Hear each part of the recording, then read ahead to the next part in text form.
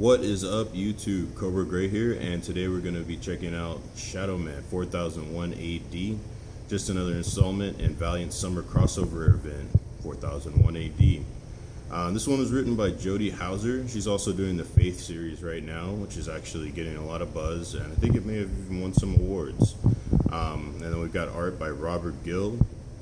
I was not familiar with him before, but I am a fan now after seeing what he's done with the artwork here in Shadowman 4001 AD #1. So obviously this takes place in the distant future of the Valiant universe. If you're familiar with any of the other titles that take place in this timeline, you know that the Earth is a barren wasteland after Japan separated into a space colony that orbits just outside of Earth's atmosphere. It's referred to as New Japan. Just the way that event went down and its existence taxing resources from the Earth has led to this very bleak post-apocalyptic world. So we are introduced to the character Kaya. She lives in a town called Gethsemane. I'm probably saying that completely wrong. It's on top of a city, I believe, located in the dead side called Sanctuary. And basically, creatures, I believe, from the dark side live in Sanctuary, and they have a truce with the humans. There's these machines that they use that give them power, which I guess is electricity, so they can keep the lights on. It's not explained in issue #1 here, but something bad will happen when the lights turn off.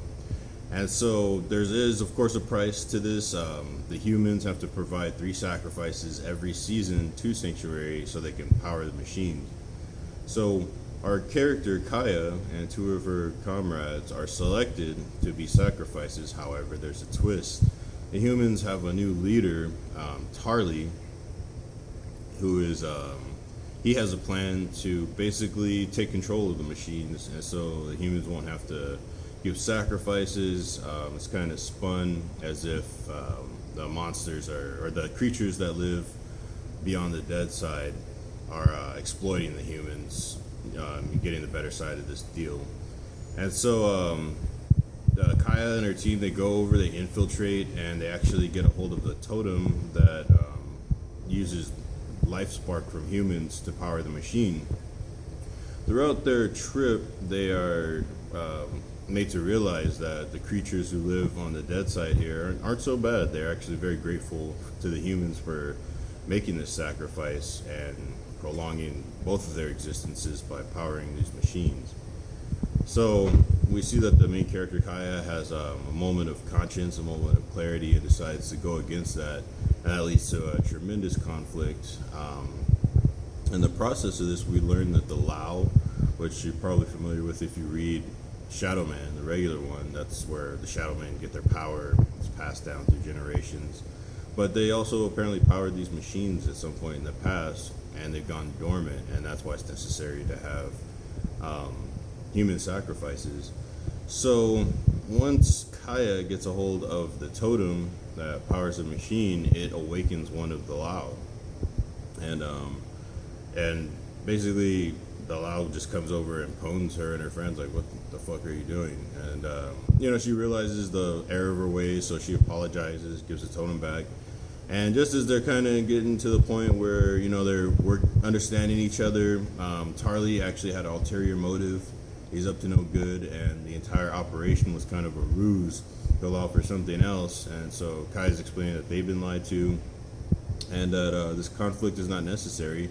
Just in that moment, a piece of New Japan crashes through the wall between Sanctuary and Gethsemane. Once again, I'm sure I'm butchering that. Opening up this huge hole, allowing for this massive human offensive into Sanctuary. And they wreak havoc. They slaughter so many of these creatures. Now these creatures, they look like monsters. That's a part of the narrative that I'm sure Jody and Robert used to kind of, because with the crossover event, they don't have a lot of time to really go in depth in establishing story and a lot of different things. They do a very good job of condensing the story that could easily be an entire arc into one issue. And so, but basically, this piece comes through, the piece of New Japan comes through, there's an onslaught of human attackers that come, and they're slaughtering these people. And I was just blown away by the fact that I actually felt, for such a short period of time and barely getting to know the characters, I actually felt that kind of, that genocidal hate feeling as they're killing these innocent creatures. And so ultimately, through the working with the Lao and its power and just Kaya's problem-solving abilities, they're able to overcome the humans and reestablish the truce. Now that the Lao is awake, there's no longer a need to have human sacrifices to power the machine. And so, everything is much better than it was before. However, Tarly, his ulterior motive, he actually sent one of his men in to retrieve something, an object of interest to him. And at the end, we get to see what that is. And I've only read a bit of Shadowman. If you guys are more familiar, feel free to leave me a comment explaining this. And feel free to spoil it. But it looks like Darku or Dark's skull.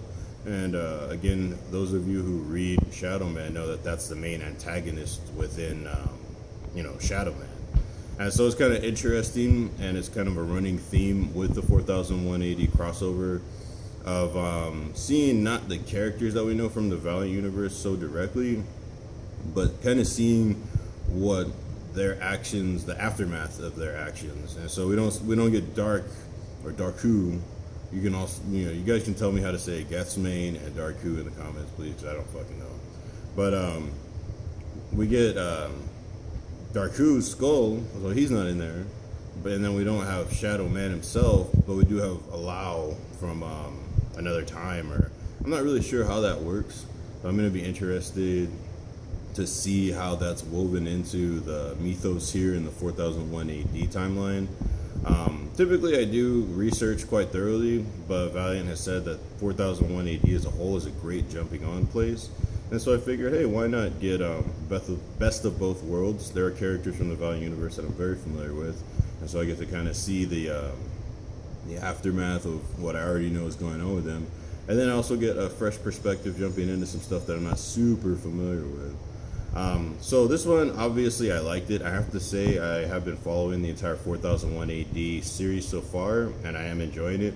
But this is quite thoroughly my favorite issue to come out so far. It may be me just developing this schoolgirl-like fanboyism for Robert Gill's artwork, which is fucking amazing. But also the writing was done quite well. And again, with these crossover events, a lot of times the artists and the writers, but more specifically the writers, are being asked to kind of pull from their own projects or something ongoing to throw into this. And so, you just see, like, in terms of time management and emotional and just the investment that the artists or the creators have to put in to this kind of side thing going on. I was really blown away, and I am blown away so far by all of 4001 AD, but just this one really stood out to me. Probably the only complaint that I've got about the 4001 AD title so far is a lot of them have a really one and done feeling. In fact, all of them except for the crossover event book itself, titled 4001 AD, and stuff from Rai, which his story, his regular timeline, already takes place in the future. And they a lot of them have a one and done. Like those of you who are at Bloodshot, it's kind of like at the end, like, okay, now I'm done. What to do next? It's not like something happens in the beginning where it's like, oh, I got to figure out, like, why is that? What's going on? And so I was a little bit put off by that, but they're all still good reads. It's just that if I wasn't invested already, I wouldn't really go out of my way to check those out. But I feel like they're doing that, and so they can get to the crossover. And so we know that, oh, these characters are coming from this place. They don't start out crossed over already because we don't know these characters. We're just learning them for the first time. And so with the regular Valiant timeline, they have the luxury of, everyone knows everyone, so we can start them out together any which way. But now each character in the 4001 AD kind of has their own like arc established separately, and what unifies everything together is kind of this event of New Japan rise conflict with the father AI, the fallout of that affecting the surface of the earth. We see the pieces of Japan raining down, just like in this one, almost being a catalyst for a lot of things, and different issues, and it's roping them all in together. And I think that's awesome because kind of in a real-time perspective, we get to see the effect of New Japan and how it ties everything in together. So definitely, if you guys are fans of Valiant, or if you're just getting in, or Shadowman, definitely come pick this one up. It was awesome. And I am going to be making more videos for the 4001 AD event. I got this, my YouTube channel started a little late here, so I didn't make videos for the issues that came out before.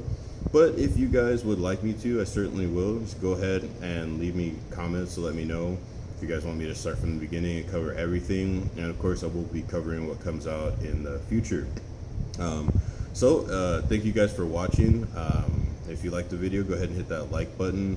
And if you want to be notified of what I have coming up next, go ahead and subscribe. So I'll see you guys next time.